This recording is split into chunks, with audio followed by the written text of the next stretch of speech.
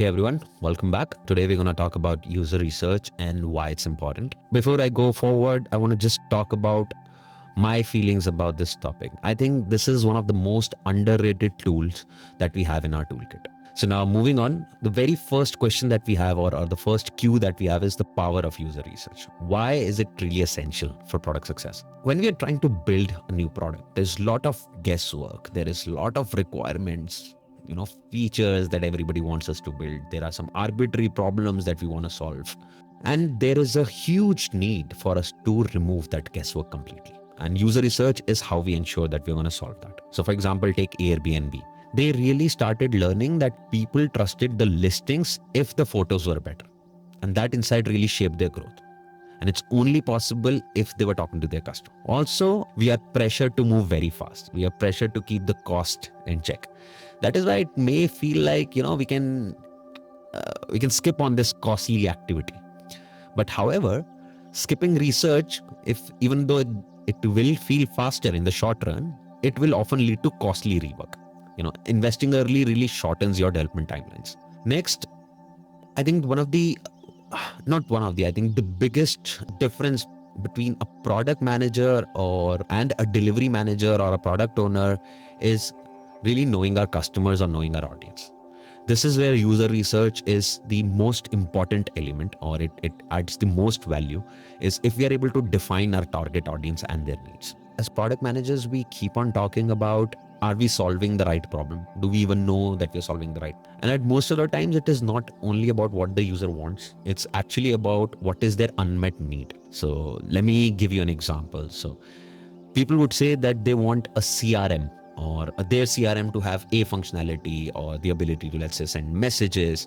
But what they are really saying is they want to be able to quickly get back to their customer. So the problem here might not be a CRM. The problem could be they are not notified early enough. They don't have a central communication platform to do that. So this is where the 5 whys or understanding that unmet need really starts playing a role. Finally, there are a couple of methods of doing user research. I've used almost all of them in the past: interviews, surveys, usability testing. And what I found is the best result is by mixing and matching all of them. It also really depends on the kind of geography, the audience that you're working in, and in some cases, products as well. So maybe an example, if you're where the users are going to be high tech or they understand technology, even a digital survey could do the job. Whereas versus if you're trying to build a product for somebody or some audience which are not that tech enabled, then maybe focus groups or face-to-face interviews might give you the most bang for your buck. Next is unlocking insights and iterate. So the outcome of your user research is insights. The outcome of your user research is not an Excel sheet full of answers. So which means that you don't have to just collect the data, but you have to really crunch that data and identify those recurring themes. And this is where I think you put that analyst hat and also put that consulting hat and also put that business hat and try to then make sense of what's happening with the data. This is where, again, you would have to spend a lot of time just looking at your data again, and if you find something that does not make sense, maybe that gives you a cue to go and talk to more customers and validate what you have. So this is a very iterative step, and this flows very well with how our agile product development methodologies are.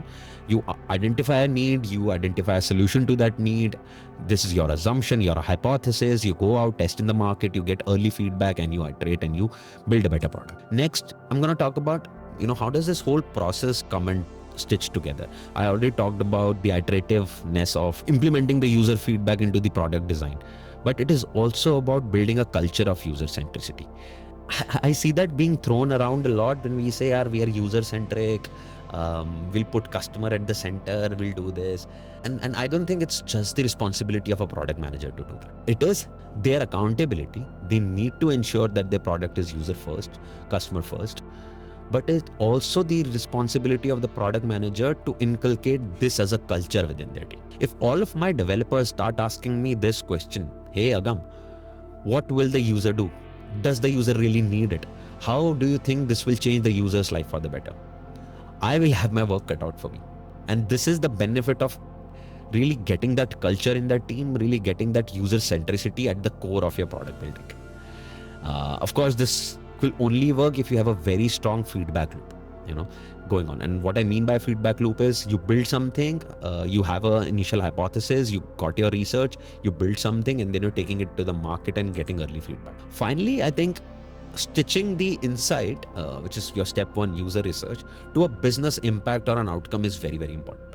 This is where I'm going to give you 3 quick tips on how you start integrating your user research into some of the work that you do. So very first thing is roadmap.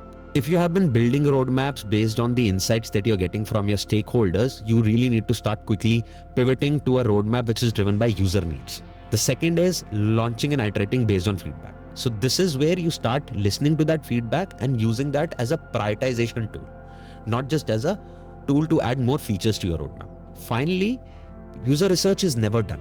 It is not a one-off activity that you do and you probably just build the best product in the world.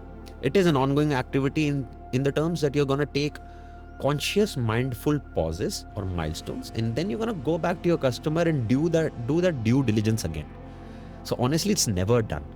The more that you talk to your customer, the better that you can build a product. The more that you talk to your customer or understand their unmet needs, the further away or the larger moat you will have as a product compared to your competition. And that would be all for today. I hope this was helpful.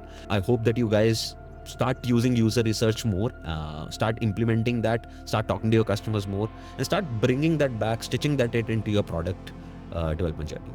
Have fun. All the best.